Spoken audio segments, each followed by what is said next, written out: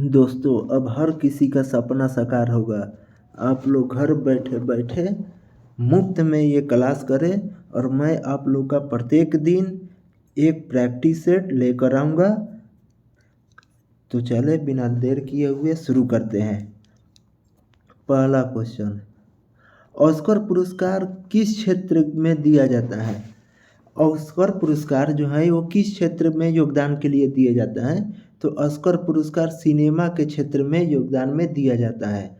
और ये पहला कब ऑस्कर पुरस्कार किसी को मिला था? तो 1929 में ये स्टार्ट हुआ था। 1929 में ये स्टार्ट हुआ था ऑस्कर पुरस्कार। ठीक।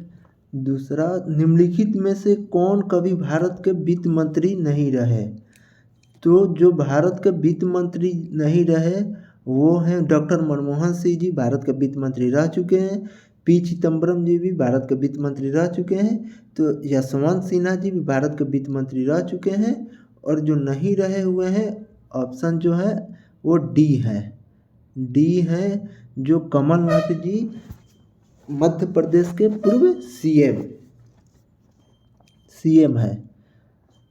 अब 3, इंडिया गेट किस शहर में स्थित है?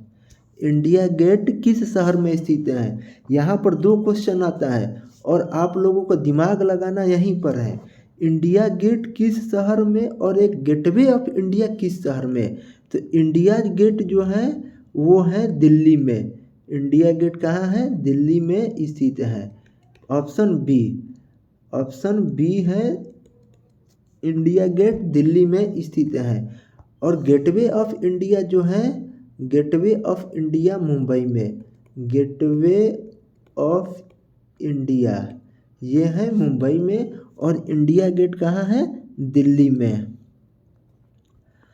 खिलाड़ी जीव मिल्खा सिंह का संबंध किस खेल से है? तो जीव मिल्खा सिंह का संबंध जो है वो है दोस्तों गोल्फ से। जीव मिल्खा सिंह का संबंध है वो है गोल्फ से। ऑप्शन सी हो जाएगा। अब है कि भाषा केरल प्रदेश में बोली जाती है। केरल प्रदेश में कौन सी भाषा बोली जाती है?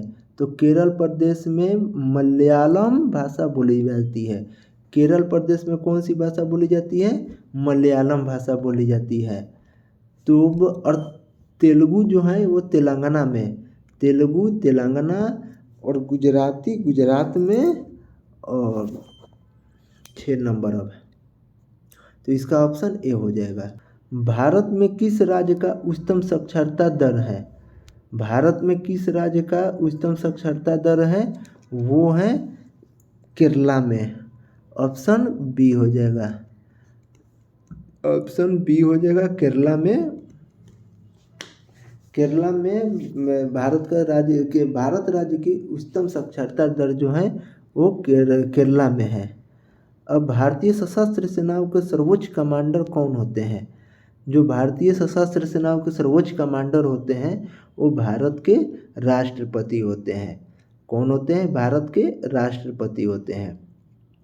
सशस्त्र सेनाओं में कौन सा? तीनों आ जाता है। थल सेना, जल सेना और वायु सेना, तीनों आ जाता है। ठीक है भाइयों। अब अंतरिक्ष में जाने वाले प्रथम भारतीयों का नाम क्या है? तो अंतरिक्ष में जाने वाले जो प्रथम भारतीय थे वो राकेश शर्मा थे। ठीक। अब ये पूछ देगा, यहाँ पर एक और क्वेश्चन पूछ देगा कि राकेश शर्मा कब गए हुए थे अंतरिक्ष में? तो ये गए हुए थे 1984 में। कब गए हुए थे? 1984 में ये गए हुए थे। भारत के गृह मंत्री का नाम क्या है? तो भारत का गृह मंत्री का नाम अभी जो है वो अमित शाह जी हैं। तो इसमें से कोई नहीं, ऑप्शन जो है इनमें से कोई नहीं, वो डी आंसर होगा, यानी कि इनमें से कोई नहीं है। अब देखना कि ये क्वेश्चन है कि अमरकंटक से किस नदी का उद्गम होता है? अमरकंटक से जो है वो नर्मदा नदी। नर्मदा नदी ऑप्शन डी हो जाएगा। नर्मदा नदी का उद्गम होता है। और ये नर्मदा नदी कहाँ है, किस राज्य में अगर पूछ देगा तो वो है मध्य प्रदेश यानी एमपी में स्थित है।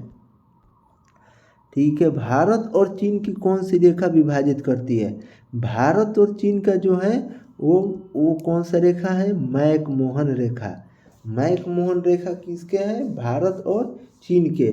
एक और क्वेश्चन यहाँ पर आ गया, डुरंड लाइन किस देश को रेखा को विभाजित करता है? तो ये हो जाएगा डुरंड लाइन अफगानिस्तान और पाकिस्तान।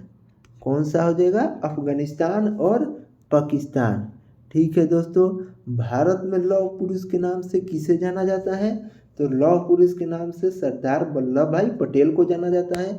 और एक और इसमें मैं ऐड कर दूं कि जो पूरे विश्व में सबसे ऊंचा स्टैचू जो है वो सरदार वल्लभ भाई पटेल का ही है, जो कि ये कहाँ पर है? ये गुजरात में स्थित है। कहाँ पर है? गुजरात में है। ठीक है, अब देखना अगला क्वेश्चन, विक्टोरिया मेमोरियल कहाँ पर स्थित है?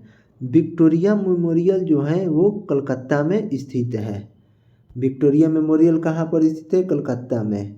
भारत में चाय का सबसे बड़ा उत्पादक राज्य कौन सा है? तो भारत में सबसे बड़ा उत्पादक राज्य जो है वो असम है। और यहाँ पर एक और क्वेश्चन आ जाएगा कि असम जो है वो फर्स्ट पे असम है और सेकंड पूछ देगा तो सेकंड जो है वो वेस्ट बंगाल है। यानी पहला असम उत्पादक में और दूसरा वेस्ट बंगाल है।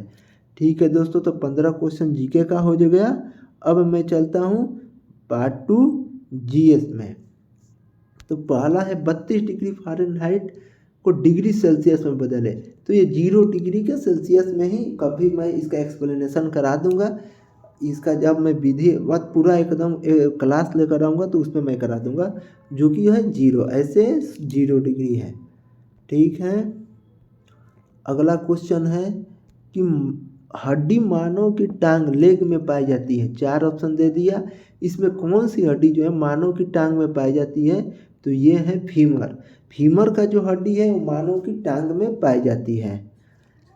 अब 18, जो पत्तियों के कारण हरी होती है। अब हम लोग देखते हैं पेड़ पे पत्तियां जो होते हैं वो हरे होती हैं। किसके कारण हरे होते हैं? तो हरित लवक के कारण हरे होते हैं, क्लोरोफिल के कारण वो हरे होते हैं। किसके कारण होते हैं? क्लोरोफिल के कारण वो पत्तियां जो है हरे होते हैं। ठीक है, अगला क्वेश्चन, निम्न में से कौन ऊर्जा का अक्षय स्रोत है? तो कौन है? हवा जो है वो ऊर्जा का अक्षय स्रोत है। ठीक है, हवा जो है ऊर्जा का अक्षय स्रोत है। अब 20 नंबर पे आते हैं। 20 नंबर बोल रहा है कि मछलियों के द्वारा श्वसन करती है। मछली जो है किसके द्वारा श्वसन करती है? तो ये जो है मछली गलफड़े के कारण श्वसन करती है, वो सांस लेती है। मछली गलफड़े के द्वारा श्वसन करती है। अगला क्वेश्चन है कि कैल्शियम हाइड्रोक्साइड का रासायनिक सूत्र क्या है? कैल्शियम हाइड्रोक्साइड का रासायनिक सूत्र CaOH का होल ट्वाइस है। क्या है? CaOH का होल ट्वाइस है। अगला क्वेश्चन है, चंद्रमा पर एक व्यक्ति के भार पर क्या असर पड़ेगा? चंद्रमा पर एक व्यक्ति के भार अगर वो घटेगा ऑप्शन बी यानी डिक्रीज होगा। ठीक है, लोहे का रासायनिक नाम क्या है? लोहे का रासायनिक नाम Fe है। लोहे का रासायनिक नाम क्या है? Fe है। अब अगला क्वेश्चन है कि समुद्र की सतह पर वायुमंडलीय दाब सर्वाधिक होता है। समुद्र की सतह पर वायुमंडलीय दाब सर्वाधिक होता है। समुद्र सतह से ऊपर उठते जाने पर वायुमंडलीय दाब क्या होगा? तो वायुमंडलीय दाब इसमें भी डिक्रीज होगा, यानी कम होगा। क्या होगा? कम होगा। विद्युत का सुचालक क्या है? ऑप्शन में विद्युत का सुचालक जो है वो हो जाएगा डी ऑप्शन, तांबा जो है, तांबा विद्युत का सुचालक होता है। क्या होता है? तांबा विद्युत का सुचालक होता है। जब धातु को गर्म करते हैं तो धातु का घनत्व, धातु को गर्म करते हैं तो धातु का घनत्व बताओ क्या होता है? अब ये भी है कि जब धातु को हम लोग गर्म करते हैं तो धातु का जो घनत्व होता है वो क्या होता है, तो धातु का जो घनत्व होता है वो घटता है। क्या होता है, वो घटता है। अगला क्वेश्चन है कि रबड़ की उत्पत्ति से होती है, रबड़ की उत्पत्ति से होती है, ये पेड़ के उत्पत्ति से होती है। ऑप्शन सी हो जाएगा, पेड़ की उत्पत्ति से रबड़ उत्पन्न होती है। अब इसमें से एक और क्वेश्चन पूछ देगा कि सबसे ज़्यादा जो रबड़ किस देश में उत्पादन होता है, तो वो है थाईलैंड में। थाईलैंड में सबसे ज़्यादा रबड़ उत्पाद होता है, थाईलैंड में सबसे ज़्यादा रबड़ उत्पाद होता है। ठीक है, अब आ जाना, कंपास की सुई सदैव किस दिशा में दर्शाती है, कंपास की सुई सदैव किस दिशा में दर्शाती है, तो ये हो जाएगा नॉर्थ दिशा में। किस दिशा में दर्शाती है दोस्तों, नॉर्थ दिशा में। अब अगला क्वेश्चन है कि पेंसिलिन का खोज किसने किया था, पेंसिलिन का खोज किसने किया था, तो पेंसिलिन का खोज अलेक्जेंडर फ्लेमिंग ने किया था। ऑप्शन ए हो जाएगा। और लास्ट क्वेश्चन 30 नंबर जो है, बॉक्साइट किस धातु का अयस्क है, तो बॉक्साइट जो है कि एल्युमिनियम का अयस्क है। बॉक्साइट किस धातु का अयस्क है, बॉक्साइट जो है एल्युमिनियम का अयस्क है। तो ये रहा दोस्तों आप लोगों का एक प्रैक्टिस जीके और जीएस का। मैं फिर से पार्ट 3 लेकर आऊँगा, जिसमें रीजनिंग और मैथ रहेगा। क्या रहेगा, रीजनिंग और मैथ रहेगा, और बहुत जल्द मैं उसको भी लेकर आऊँगा। तो आप लोग सदैव मेरे साथ बने रहे, और आपका सपना मैं साकार कराऊँगा, क्योंकि मैं खुद एक गवर्नमेंट जॉब में हूँ। तो मैं जान रहा हूँ कि कैसे गवर्नमेंट जॉब में कितना मेहनत तो आप लोग पूरा करते हैं, भरपूर करते हो। 60% तो आप लोग मेहनत कर देते हो दौड़ और मेडिकल में ही, बचा 40% में थोड़ा सा दिमाग लगाओ और मेरे साथ बने रहो। फिर देखो, और ये 40% को मेरे साथ बने रहो, मैं खुद अपने आप लेकर चलूँगा। 20% मेरा जिम्मेवारी, 20% आपका है, और उसमें से देखना कि आप अपना सपना साकार पूरा करोगे। ठीक है दोस्तों, जय हिंद।